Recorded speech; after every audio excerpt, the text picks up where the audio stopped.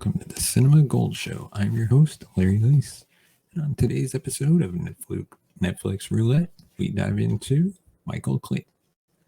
But first, we'd like to thank our sponsor, Pollack, for sponsoring this episode.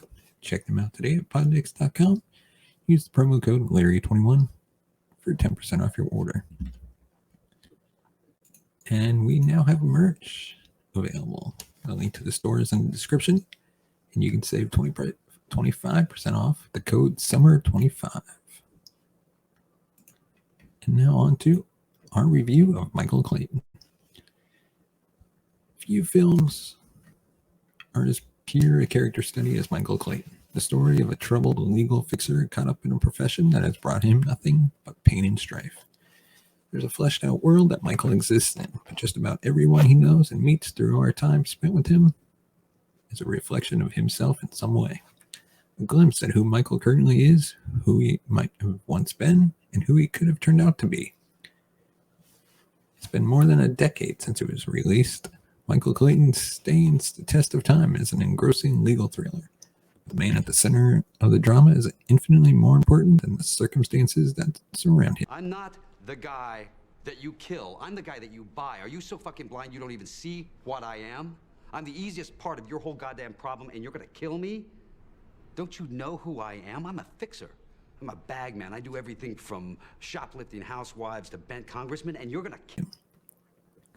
To understand Michael, though, we have to know who the players of this character piece are. Michael, played by George Clooney, is a divorcee, a habitual gambler whose addiction forces him to keep working in a job that alienated him from his wife and continues to strain his relationship with his preteen son, Henry. His firm enlists him to bring under control one of the firm's leading attorneys, Arthur Edens, played by Tom Wilkinson, who suffers a manic episode in the middle of a deposition hearing for a high-stakes lawsuit against an agricultural conglomerate. U-North. On U-North's side of the table, another fixer, Karen Crowder, discovers that Arthur is in possession of a memo that implicates U-North in knowingly distributing cancer-causing weed killer. So she has to take measures to remove Arthur and consequentially Michael from the picture. However, the movie is called Michael Clayton, not the carcinogenic weed killer caper. So it's clear that we're supposed to care less about the mechanics of the plot than we are to care for Michael's personal struggles, which Arthur and Karen give us a substantial framework to do so. Let's start with Arthur, an attorney that suffers from manic episodes under the strain of his high-powered life. Unlike Michael, he doesn't appear to have a family that he squandered away on professionalism, but this also means that he has no one to rely upon except for Michael, the company man, who himself is relied upon by his own family more than he relies on them.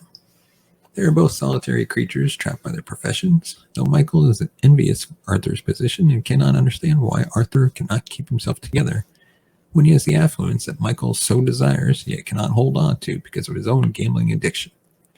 Arthur is an expression of the life Michael wants, yet paradoxically has none of his problems fixed by living that life. If anything, his issues are only exacerbated. But if we're to understand Michael's arc throughout this film, we need to contrast him to Karen, the fixer who is willing to go to steps that Michael isn't. Interestingly, Karen seems to have much more of a tortured conscience than Michael, but that doesn't prevent her from taking the extreme step of hiring hitmen to kill Arthur and Michael for knowing too much. She is driven by greed and ambition, but she still feels pangs of guilt over having to take such an extreme and irreversible step as murder. She and Michael are committed to their jobs in nearly equal measure, but whereas Michael is in his line of work as a mechanism to compensate for his personal failings, Karen's personal failings are what motivate her to place business interests ahead of morality. This culminates in Michael exposing Karen's immorality as a conclusion to a character arc wherein he steps away from his own grave morality to let the legal justice system punish Karen for her transgressions. But where does this leave Michael at the end of his story? He gets into a cab, and ending credits start to roll as he contemplates what he has just done and what it means for his future. Going back to his work as a fixer seems unlikely, as he seems to have transcended the unethical manipulation of the legal system. But what practical alternative does he have to pay off his debts and otherwise support himself? As much as he hated his work, he was good at it, and his past would likely prevent him from practicing law again in the future. His character arc was completed by accepting positive morality, but his future is uncertain and likely tragic as a consequence, which makes his choice all the more powerful. Michael Clayton often poses the question of who exactly Michael thinks he is. But when we finally get that answer, who knows what the identification of self is worth? Like Michael, we're left to meditate upon it.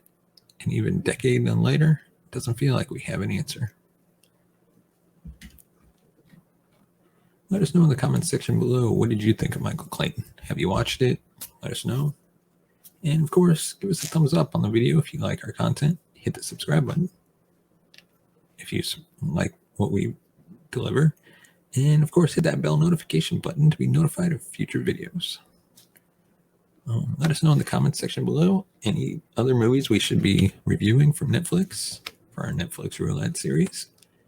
And of course, if you want to support the show, you can buy us a coffee at buymeacoffee.com/cinemagold. Your support helps the channel grow, upgrade our equipment, and currently we're trying to raise some money for a entertainment podcast conference we're trying to launch in probably 2024. And your support can help make that happen. Thank you so much for watching and listening. We will see you next time.